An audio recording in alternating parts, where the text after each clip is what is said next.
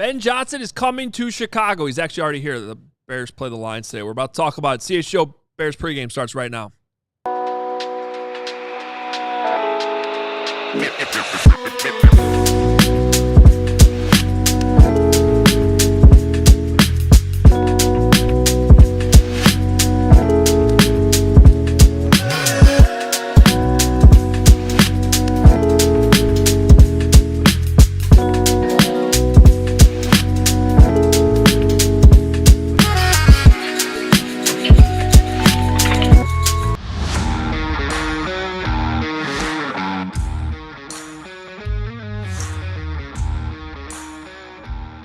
Welcome into the CHGO Bears pregame show.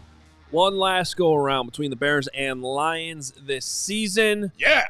3 games to go in this miserable season for the Bears. Adam Hoge, Mark Carman, and look at Corey Wootton.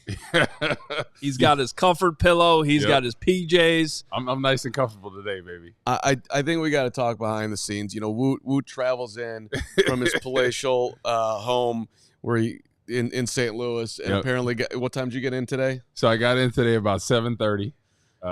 Came to the studio. We got a sweet couch over here, right, Woot? Took a fat nap today, and then Steven came and greeted me. He's like, "What the heck?" And I was like, "Man, I got in early. Had to take a little cat nap, so feeling ready to go, recharged, and ready for game day." Well, yeah, I walk in here, the lights are all off in the building, and there's just someone in their pajamas sleeping on our couch. I'm like, all right, someone's broken into CHGO. What is going on here? He was ready to go. I was like, oh, okay. That's amazing. That's a great job by you. And you wore that on the flight, correct? Yes, I did. You should have seen the comments, man. I felt like, I was like Fashion Week before these games, like some of these Bears players, right? Like people were asking, where'd you get it from? I was like, Fabletics, so. Man's looking fresh. I like it. It looks unbelievably comfortable. Oh, it's really comfortable. I kind of want to go take a nap. Just looking at you. All right. A little Christmas tree in there, huh? Well, Woot's definitely in the Christmas spirit. We are. I don't know where we are. We just got back from the tailgate. It was cold out there. Phenomenal tailgate. But I was impressed with the turnout. Our huge contingent from our friends at Circa Sports. Derek Stevens was there. The whole crew. I got to tell you, we've been talking about on their ads about the personal touch of Circa.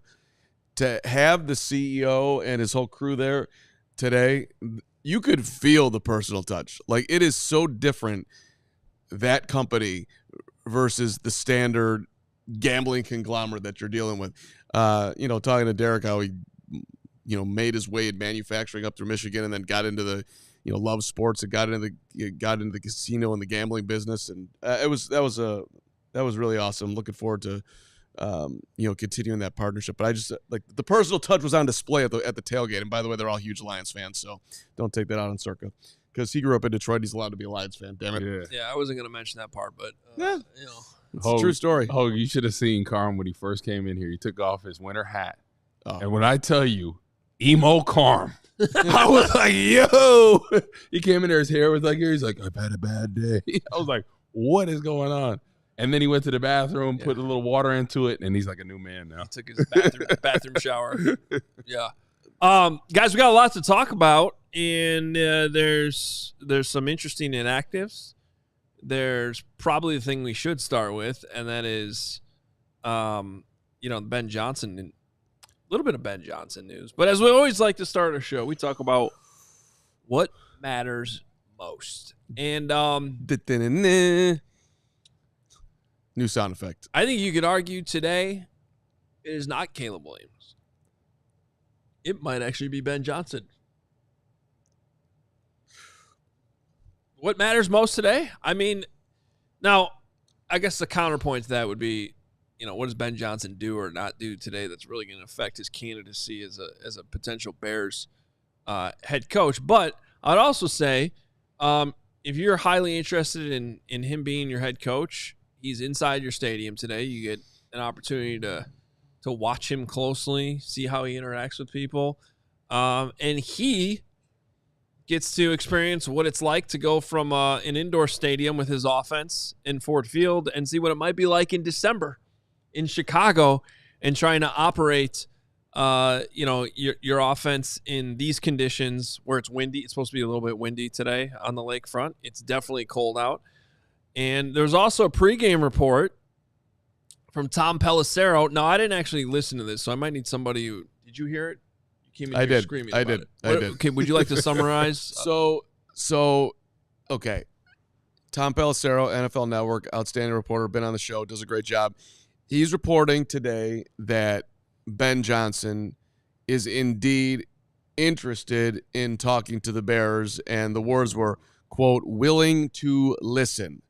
So Brad Biggs had a very extensive piece of the Tribune with a ton of quotes from people, and one of the quotes was from John Shoup, who, if you go back to the beginning of Ben Johnson, North Carolina, playing days, the whole thing, Shoup, he learned under this guy. Yeah. Of course, Bears fans are very familiar with him. And he's like, and one of Shoup's comments was like, I'm not going to tell you what I said to him, but just know that I loved it in Chicago. I loved the passion and the pressure and the just being a part of the Bears. So that's, just kind of putting everything together here. Here's Pelissero, NFL Network, saying that Ben Johnson's willing to listen. People close to him that he knows would at least say some good things about Chicago. So, and to go even further on your what matters most, I go a little bit different. To me, it's Ben Johnson, but it's also, is Ryan Poles going up to him today? What's that conversation look like? Is Kevin Warren inserting himself into a moment with him? Like, I'm not sure exactly what the right thing for the Bears to do today is, but whatever it is, don't mess it up. I don't know. Like, is it keeping George away from him or introducing him? Like, whatever the strategy is, I'm not sure what it should be, but you got to get it right. Like, to me, it's how, like, just a little, there's like a little conversation that might happen today that probably doesn't matter, but maybe matters most than anything else today.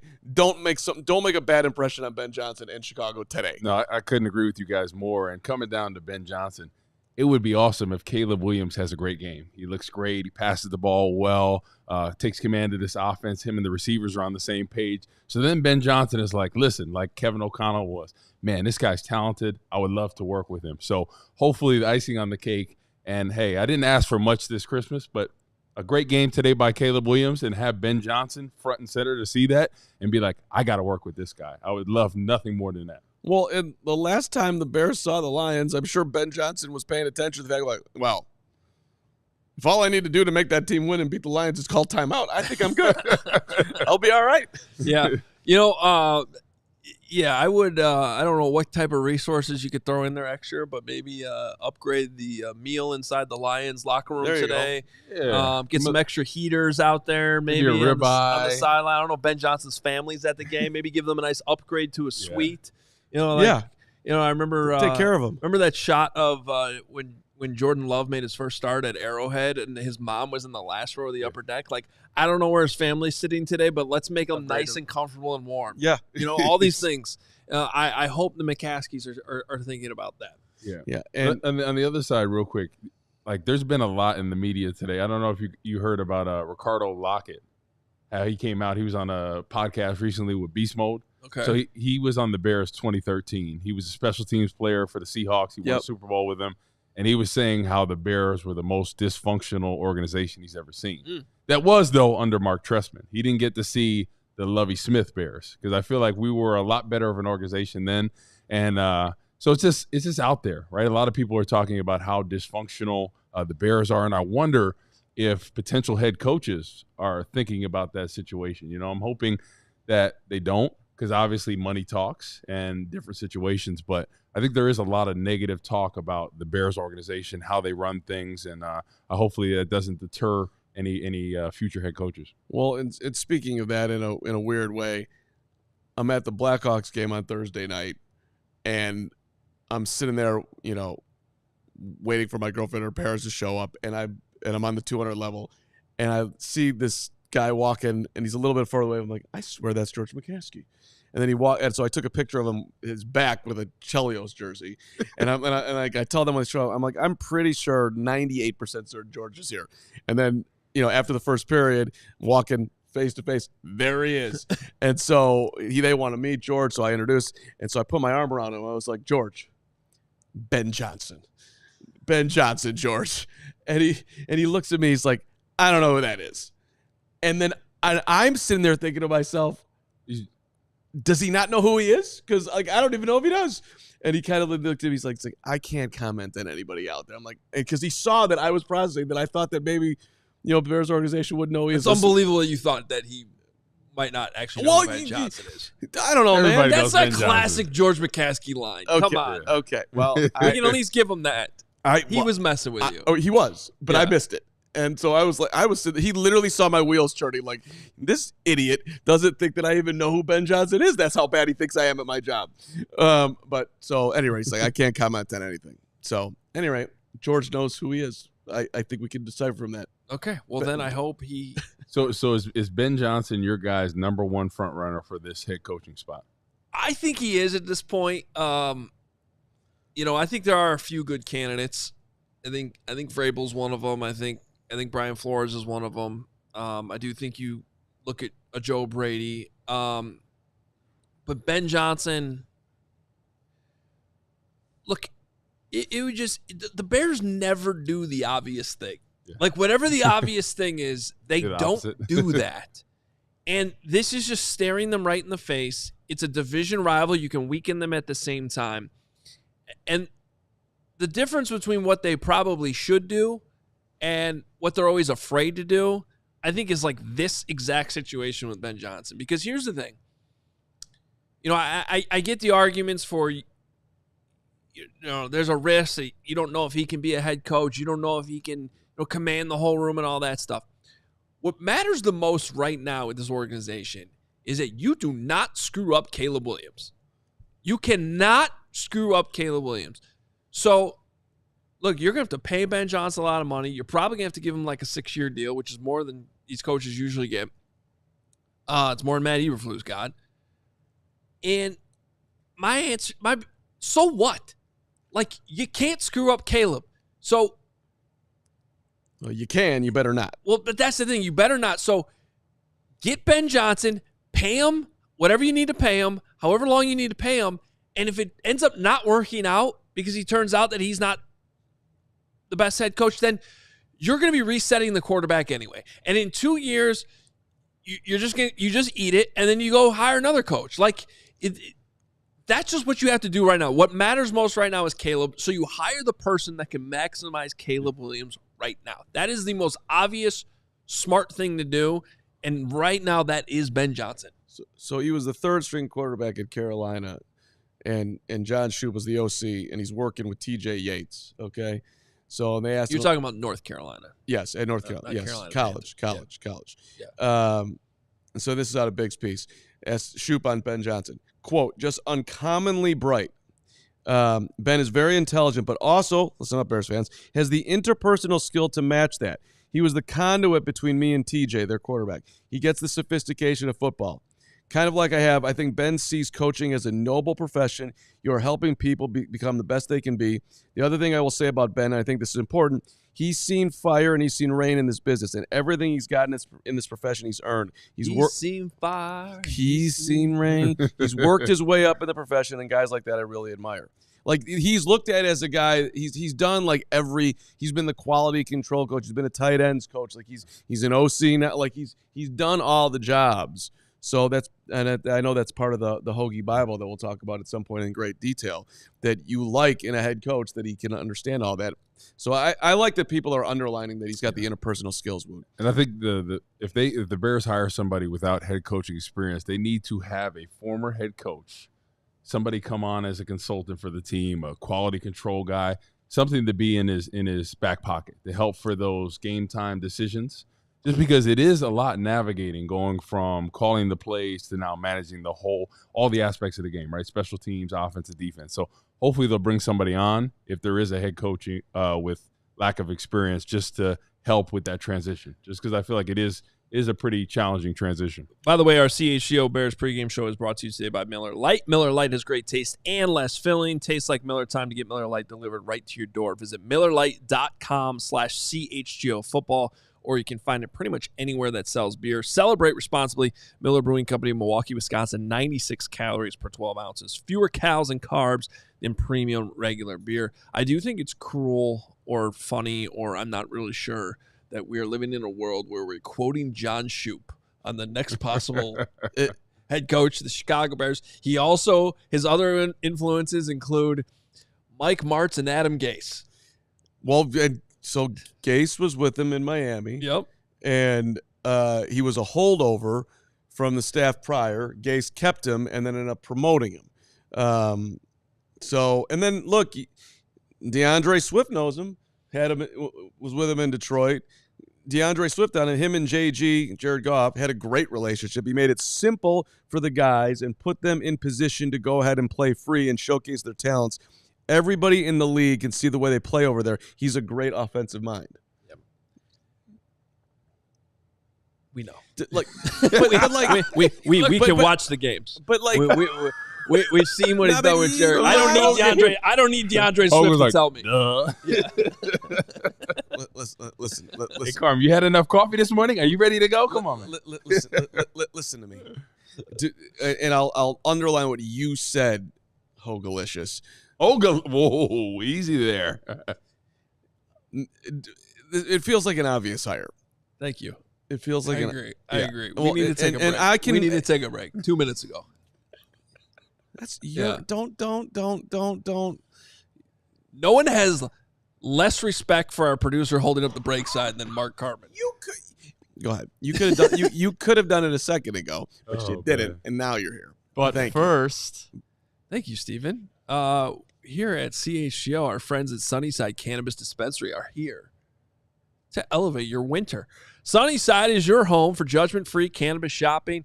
They have a crazy selection with over 100 different strains to choose from, with easy online ordering and in-store pickup. Stop in the store nearest you throughout Illinois for expert guidance from their staff, or select from quality lines like Cresco or Florical. And right now through the end of this month, get it? We're coming down to the end of December. Sunnyside's Scratch and Stash is back again this holiday season. Receive a scratch-off card every time you shop now through December 31st or while supplies last. Every card is a winner, so you could win big, like 50% off or $100 off your next purchase. Hurry in to see what you win. And you can visit sunnyside.shop for bright buys every day, including 50% off your first 3 online purchases. Enter promo code HICHGO at checkout to qualify. Again, that's HICHGO at checkout. Exclusions apply. Sunnyside Cannabis Dispensary, bright buys every day, only for 21 plus or Illinois medical card holders. And a shout out to our friends at, with all due respect, missing you, Greg Bragg's Miller Lite. Lots changed over the years. One thing that hasn't, it's the great taste of Miller Lite. Another thing that hasn't changed, you know it, you love it, it's less filling. It's the best thing about the original light beer. You can't really say that. The debate's been going on since 1975. They were putting down some Miller Lights at our tailgate today. Everybody looked so unbelievable, like the smile on the face when you're drinking the Miller Lite. You could just see it, the undebatable quality, the great taste. Only 96 calories, a phenomenal way to start your day, end your day, middle of your day. You don't have to choose what's best. Miller Lite has the great taste and is less filling. Tastes like Miller time. To get Miller Lite delivered right to your door, visit MillerLite.com/CHGO football, or you can find it pretty much anywhere that sells beer. Celebrate responsibly. Miller Brewing Company, Milwaukee, Wisconsin. 96 calories per 12 ounces. That's fewer calories and carbs than premium regular beer. It is simply the best. All right, let's take a look at inactives. There's some interesting. Should we play bear or not a bear? Yes, we actually are going to play that game, and we're also going to do Karmapedia, where I'm actually requesting for it. But here are your inactives. Travis Homer popped up on Friday with a hamstring injury in practice. That's a loss on special teams. Noah Sewell is out again, so that's not even injury. That's just Noah Sewell's just been out. Yeah, he just lost his spot. This is the one that's interesting. Karan Amegadjie, not on the injury report. Just we'll circle back to that one here in a second. Amir Speed, Doug Kramer, He got hurt this week with a shoulder, right? Yeah, he was heavily taped up when I saw him on Friday. Wait, so he was? Yeah. So how does he get added to the injury report yesterday? There's a lot of questions, right? Like, Braxton what the heck Jones is going last on? week, how Well, they hand. I mean, he looked like he did practice, but he Also, he might have practiced in full all day Friday. yeah, I And think then, okay, that's how that plays out. Yeah. Okay. So what about Amegadjie though? That's Well, real quick, I just want to make sure Okay. Javon Dexter is out again. He managed to come back Friday on a limited basis, but he's going to miss his second straight game. So yeah, Amegadjie not on the injury report. Amegadjie was elevated to starter last week when Braxton Jones was out. He obviously struggled. Everybody saw that. And now he's a healthy scratch. Larry Borum will be up today. Braxton Jones is also back, so he's going to play. Tevin Jenkins is in there despite he was dealing with an injury. He's good to go. So that is your left side of the line. But Amegadjie, now he's just benched. Now, you could certainly say, I want to get your take on this, Corey, because you could certainly be like, yeah, we saw the tape. He probably should not be active. On the other hand, if I'm Carman Amegadjie, I'm a little pissed. Because you set him up to fail on Monday night, in my opinion. Now, he's still got to play better. He's an NFL player. I get all that. But with 24 hours notice, you throw him in there in one of the louder environments in the league after he didn't practice all week, and he clearly was struggling with the snap counts because his pass sets were like I'm exaggerating here a little bit, but it seemed like a full second behind the snap. No, you're not exaggerating. Like he it was, get off the ball yeah. So it's like, and I've said this a couple times this week. If you want to put him in a better position to evaluate him, because obviously you felt like you needed to, well, a home game against a depleted Lions defensive line to me makes more sense than throwing him out there on Monday Night Football. And instead, it's just like, okay, he sucked on Monday, so now he's inactive. Yeah, It just doesn't. I'm not blaming them for making him a healthy scratch today because he struggled Monday, but I just feel like you handled this very poorly. They did, and this is something I talked about on the pregame before last week, was you have a rookie left tackle against Brian Flores, who's known for bringing the pressure, right? The different looks, the stunts. And if I'm coaching, I'm going to give him chip help. I'm going to give him tight end chip help. I'm going to slide protections to his side. And what do we see? Multiple times, like 4, 5, 6 different times, was him on an island. And, he's running out of his stance. He's not kick setting. The technique was not there. Yes, he played poorly. But to not give him any help against arguably one of the best defenses in all the league, I just don't understand from the coaching aspect why they would ever do that. Like why he would be one-on-one against arguably some of the most talented pass rushers in the league. I just didn't understand that. And then coming back this week, hey, you played like crap, you're a healthy scratch this week. So for his confidence, that kills it. I understand. Right, because he can at least be the backup today. Yeah. Right? Like you can at least have him up. Yeah. Braxton Jones is back, so you don't have to worry about playing him as starter anyway, at least. But you're right, now you just shot his confidence. Exactly. And I think that's a common theme that they've done all year. Caleb Williams, right? Up and down.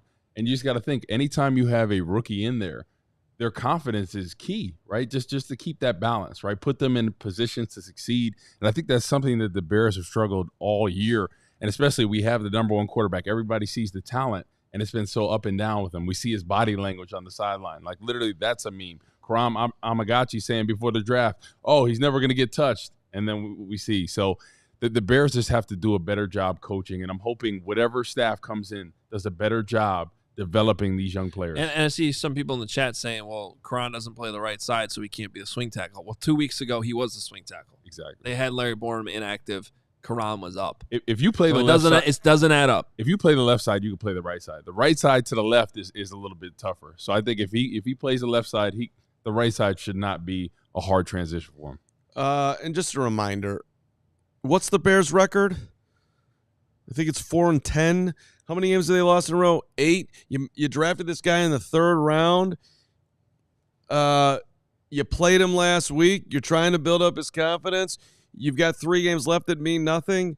Larry Borum's not going to be here next year. I would bet a considerable amount of dollars that I have in my wallet, so I'll bet $2 of the $3 I have. Like, dude, don't do that to him. He found out. I was listening to polls on his pregame hit earlier today on 1000. He found out that he was starting when he was getting on the plane. I'm not trying to make excuses for the guy, but like you are trying to your guys' point, you're trying to develop a player. That's not ideal there. I mean, that's partly on Braxton and how he went about things. But then you do have control about whether you're playing him next week. You don't want to do that to him.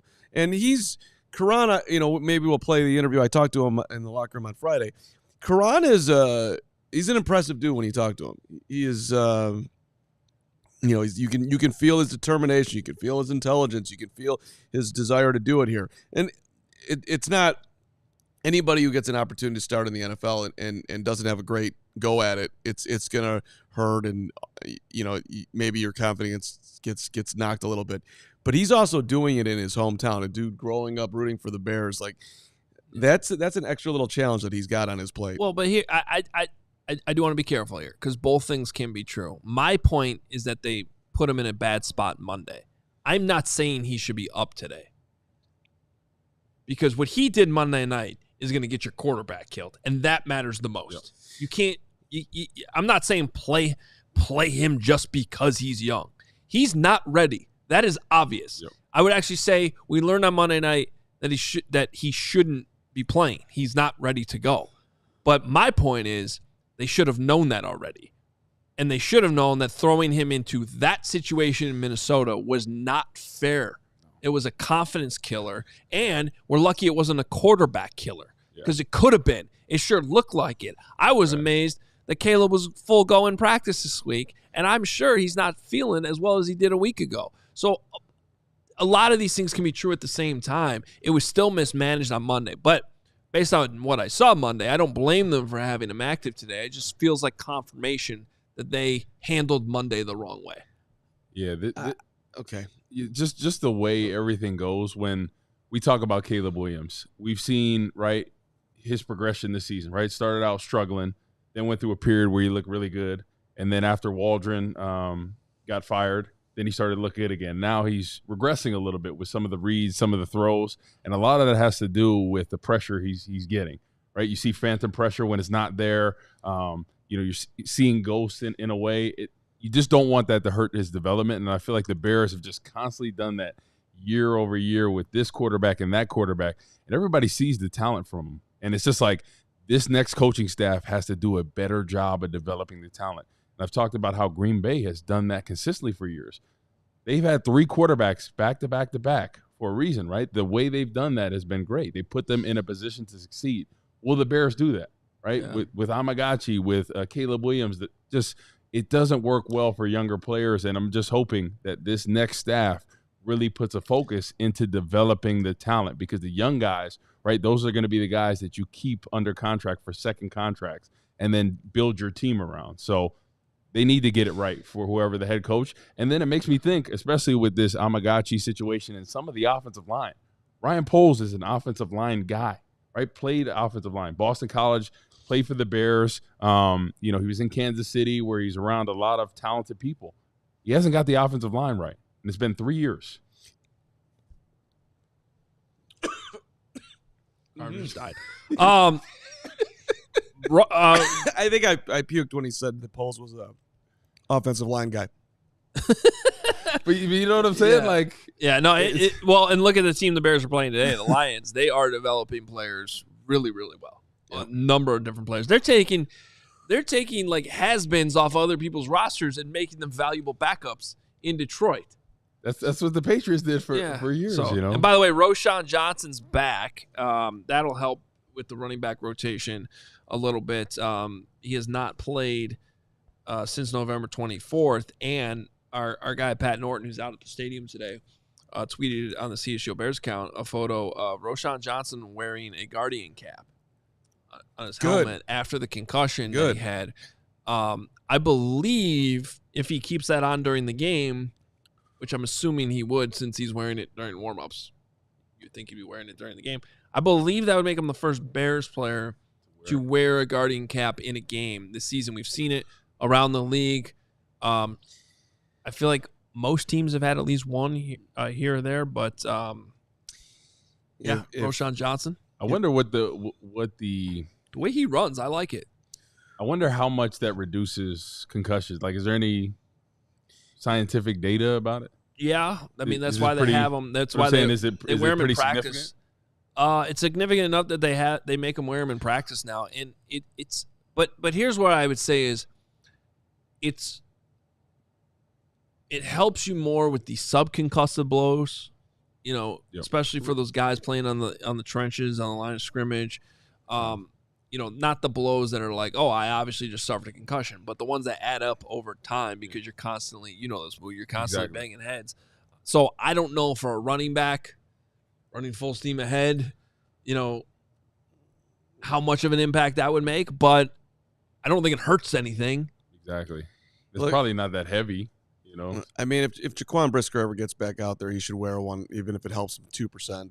I mean, the guy who's had repetitive concussions. A lot of people be like, you can't wear that. Look as tough as in the regular helmet. Like, dudes literally don't want to wear it because of that and just the way that it looks.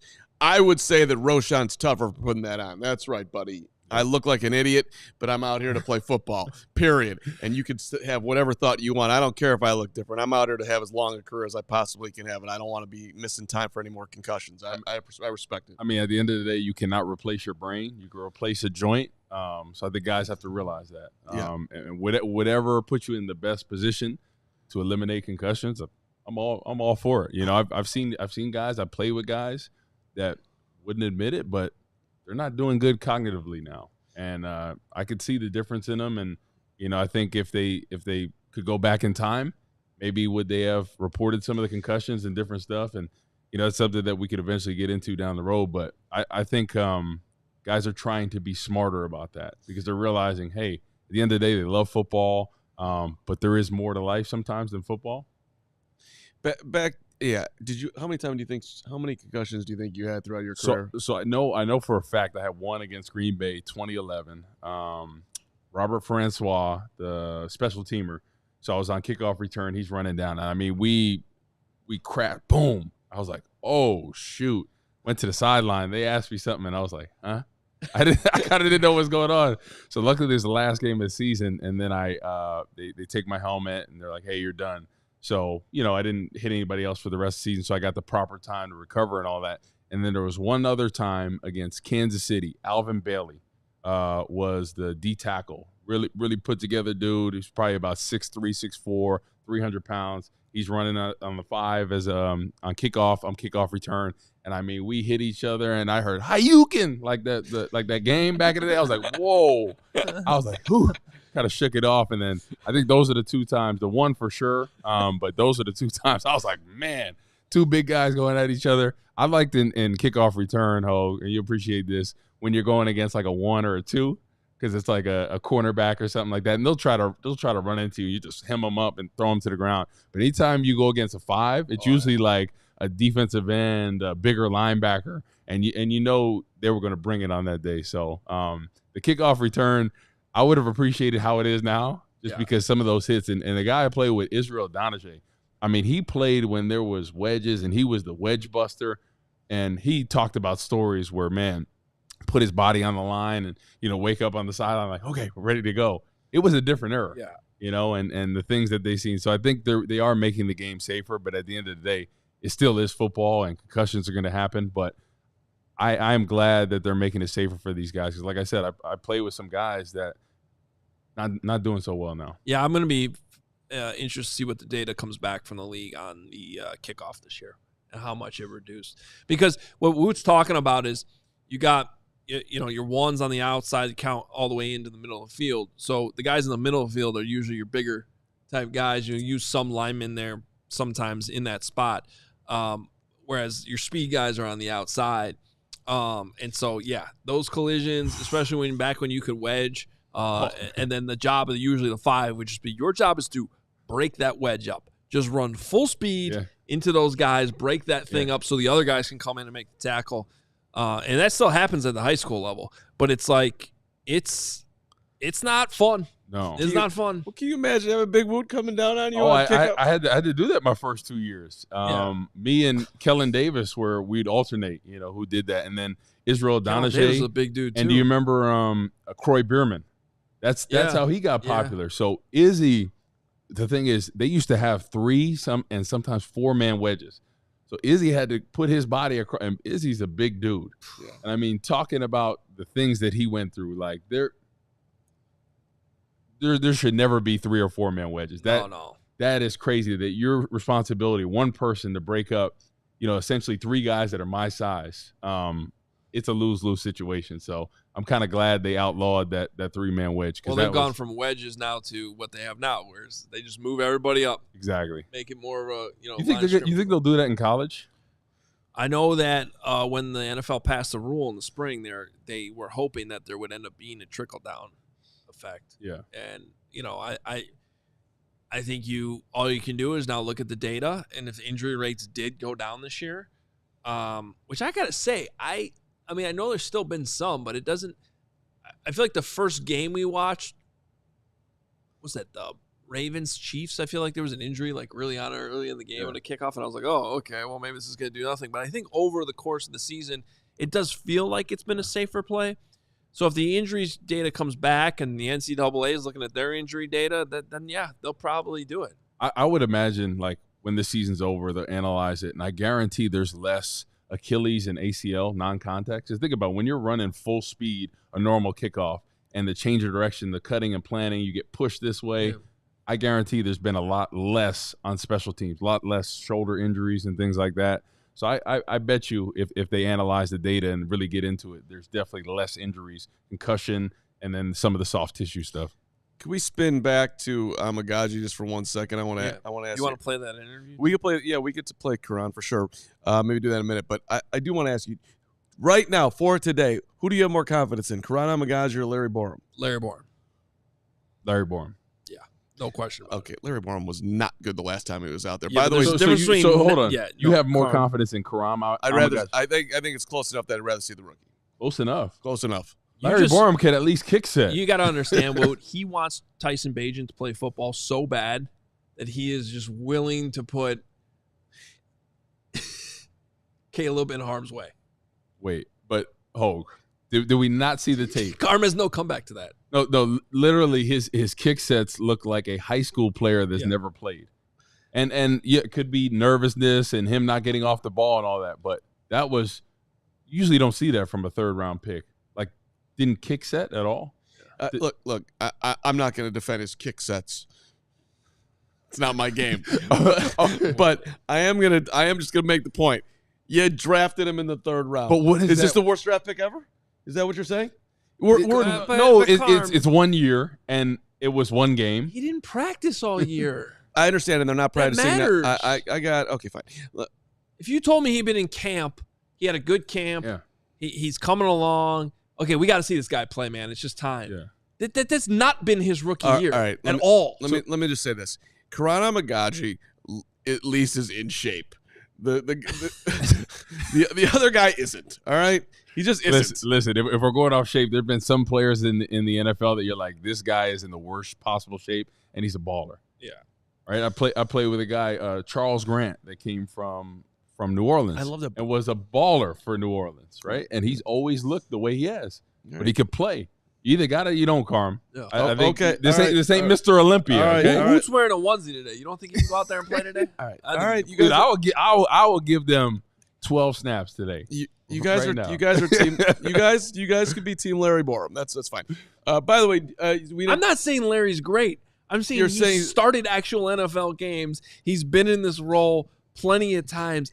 I don't think he should probably even be on this team next year. But between those two right now, who's going to keep my quarterback safer? Yeah. Larry Borom. Yeah, right now. Okay. So Amegadjie is not, you're saying, is this the worst pick of all time? It's his first year. He's coming off an injury. Yep. We have to remember that. Maybe he's not quite 100%. Anytime you have a knee injury, that first year, you're never going to be yourself. It's the second year. So we'll see what he does next year coming in this offseason. We're not saying we're wiping this we pick knew away. he was going to be a project. We knew that on draft night.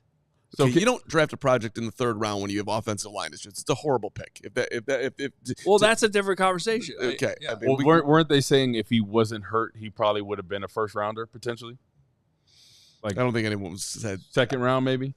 Yeah, it's been thrown out there a little bit. But by the way, with Doug Kramer out, before we get to Amegadjie, who you guys just don't respect the way I respect you. Oh my God! Do you know who the Bears' backup center is today? You told me right before the show, and I already forgot. Woot, his name is Chris Glazer. Can you know anything about good old Chris? Karmapedia. Is it related to Jay? Chris, well, Chris was born in Honolulu. He, elite start there, October 1st, 1999. Then Chris and company moved to Ohio.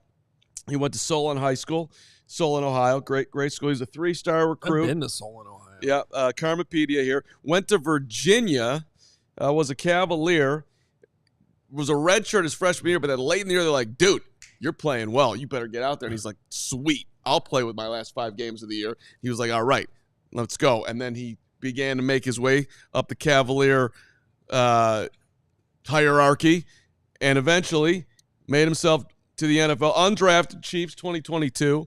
And he's played, I want to say I read 5 games total.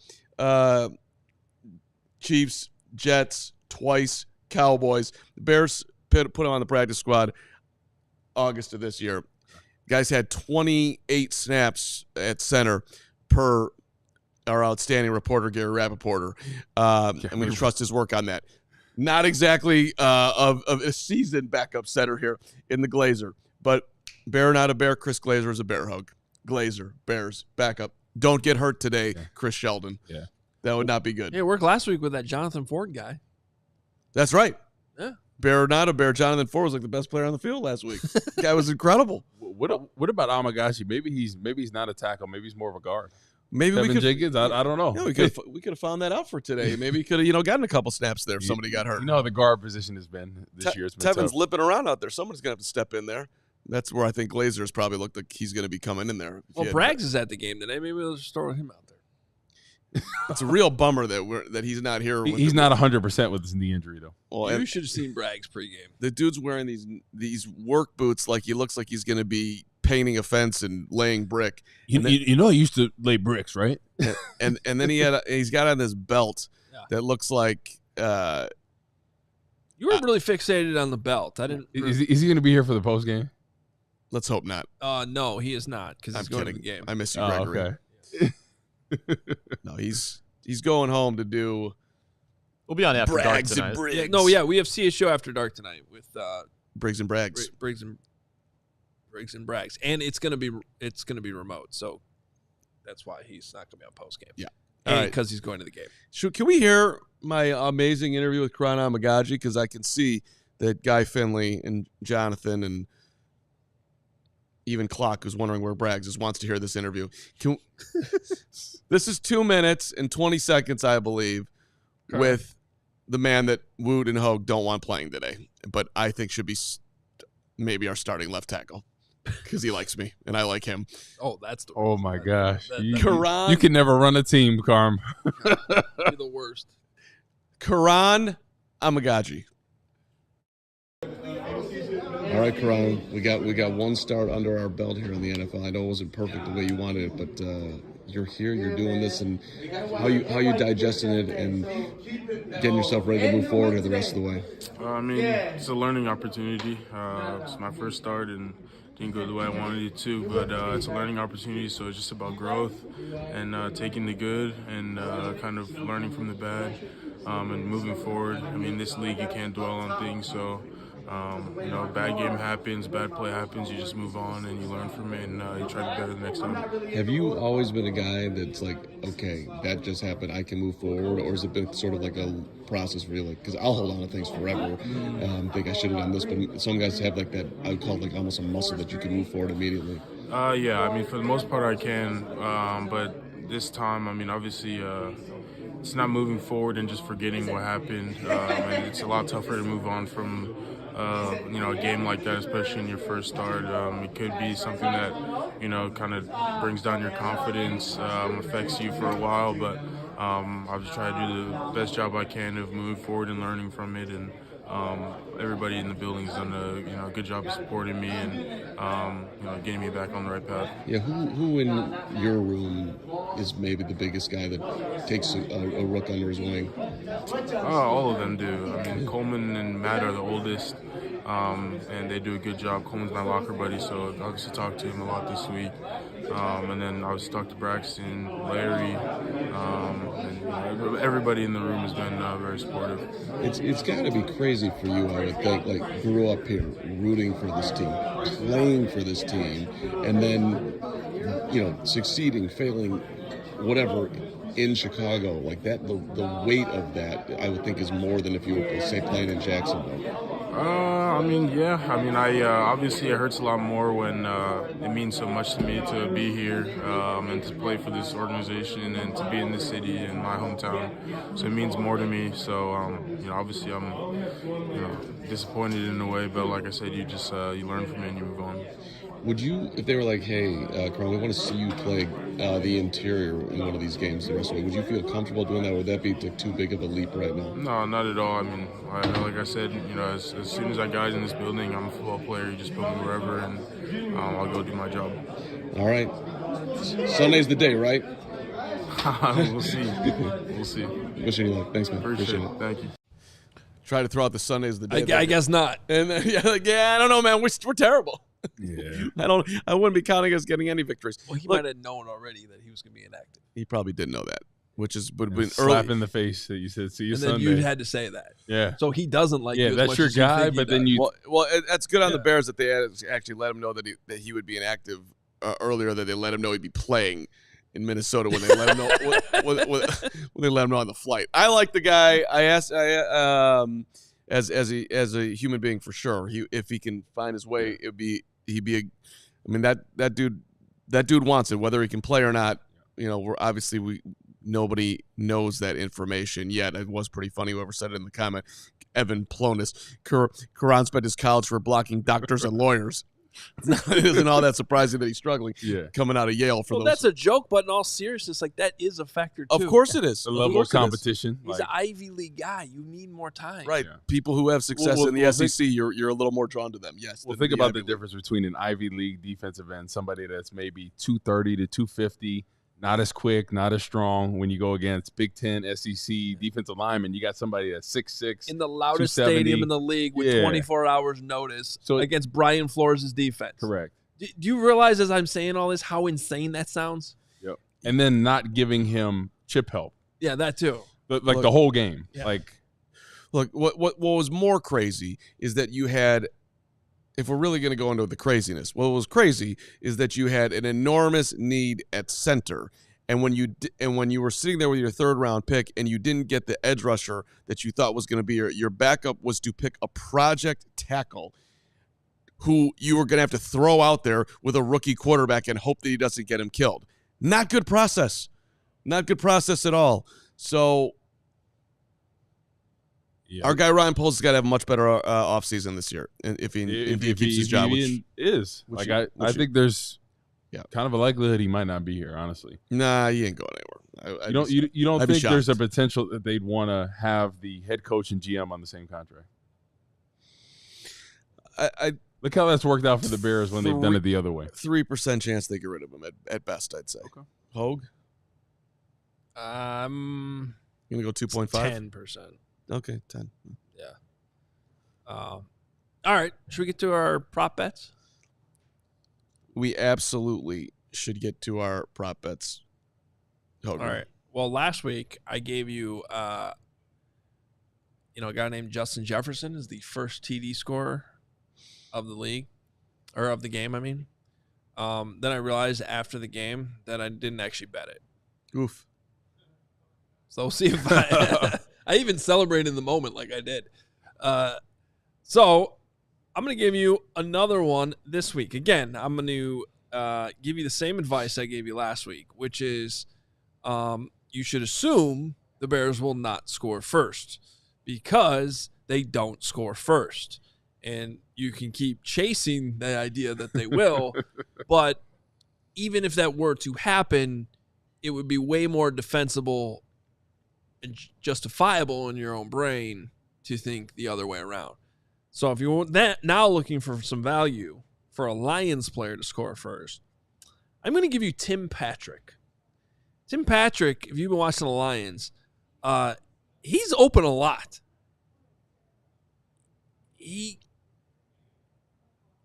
The problem is he doesn't always catch the ball, which is a problem.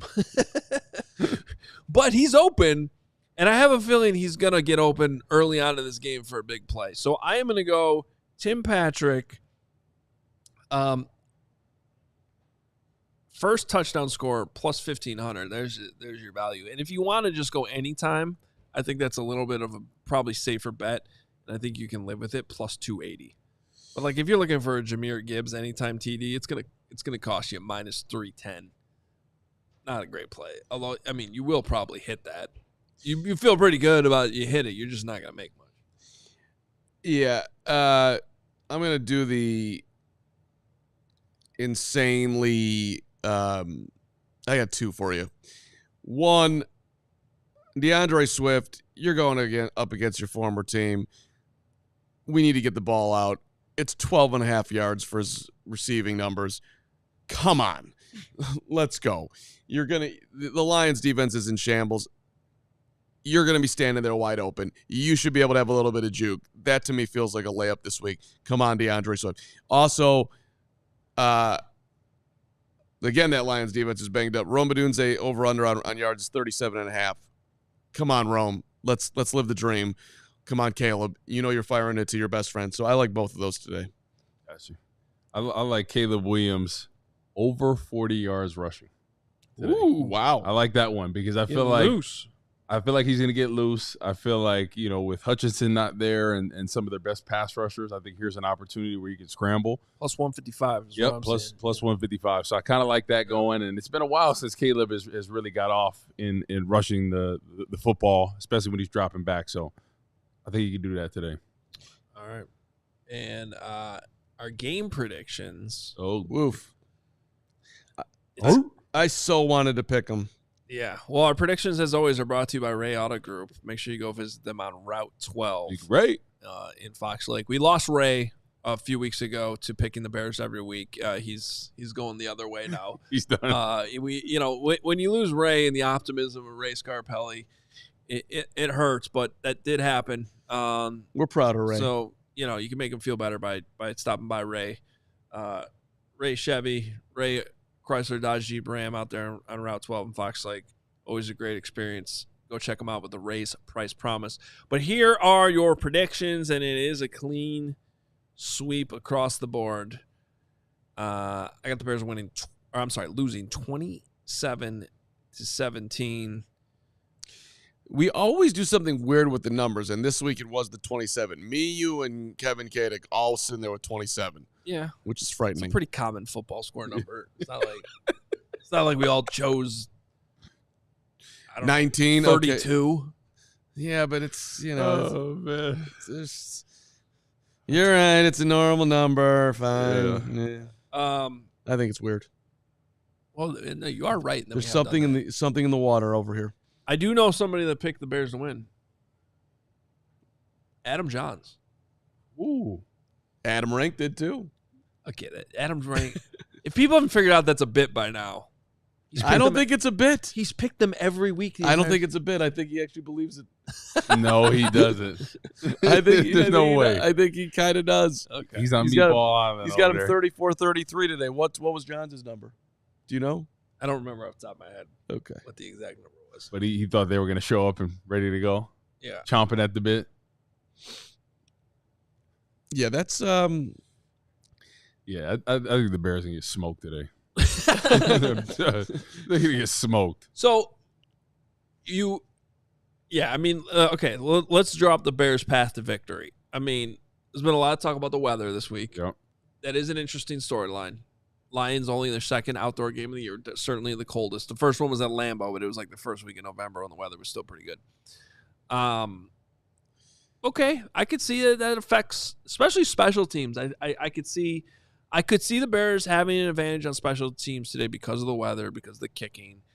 As I've cautioned people all week, the Lions can practice outside, and they are located in Michigan. It's not like they're coming from a warm weather climate. Okay, so that's one thing. The other is the injuries. I think, was it 21, 22 people on IR now, which is crazy. They're beat up.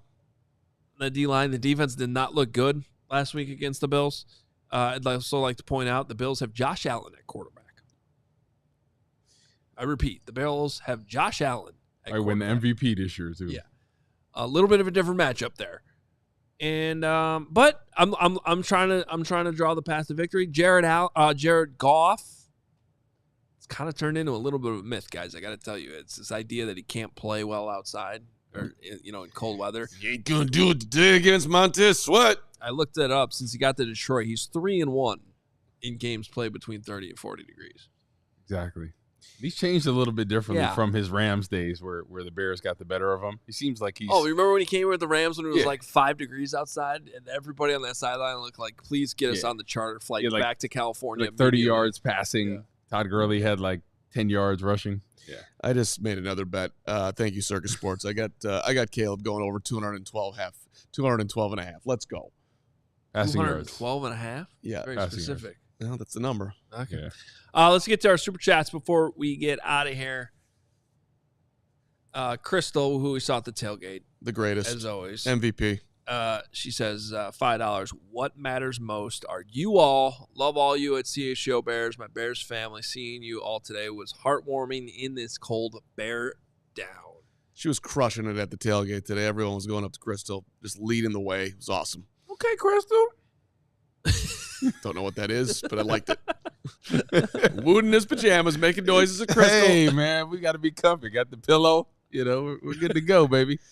People are wondering about that pillow. Ah. Lots of ways. All right, keep going, Hoge. If Carman's wearing what Woot's wearing, he would be asleep in the first quarter instead of the second quarter this week. If I had known who was wearing that, I would have matched. Yeah. It would have been good. Nolando Bear fan. $10. Not trying to argue, but Ben Johnson seems like a Bears hire, nice, quiet family guy that's going to listen, do the opposite. I'm sorry, Vrabel will outlast a quarterback.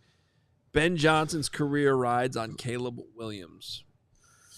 That's A lot of people want Vrabel to be the head coach. I got news for you. If Vrabel's outlasting Caleb Williams, Not good. bad things have happened. They need to both be true. They both need to exist, no matter who the head coach is. Zero Demon, $20. Joe Brady runs an offense that plays outside, runs the ball with 22 ranked O-line. Why do we care so much about Ben Johnson? Because the Lions, he's about to do something that like only 2 coaches in the history have done as far as offensive accomplishments. I forget the exact stat of It doesn't matter. Just look what he's done with Yeah, Jared Goff. yeah. That's He has the number 2 ranked offense in EPA per play, which is a very simple metric that measures, do you have a positive play or negative play? Every play that you run, is it helping you score points? Is it not helping you score points? It's a very simple idea to think of. And they're number 2 in the league since he took over as OC 3 years ago with Jared Goff at quarterback. 2 minutes to go. Bears barely fun size, $4.99. Larry is a swing tackle, but Kareem isn't, so you can't have both active if depth needed elsewhere. That's correct, barely fun size, which is why Karan should have been active, even though he's not perfect on the right side. But I would love to have seen him get a shot there. But okay, fine. Larry should have played. Nolan O. Bears fan, $2. We knew better. Every year has a slogan, 2024, we knew better. Yeah. Brags in the stands, don't read that. What is Wood wearing? What is $5. Wood wearing? what are you wearing, bro? You smell like that terrible cigar.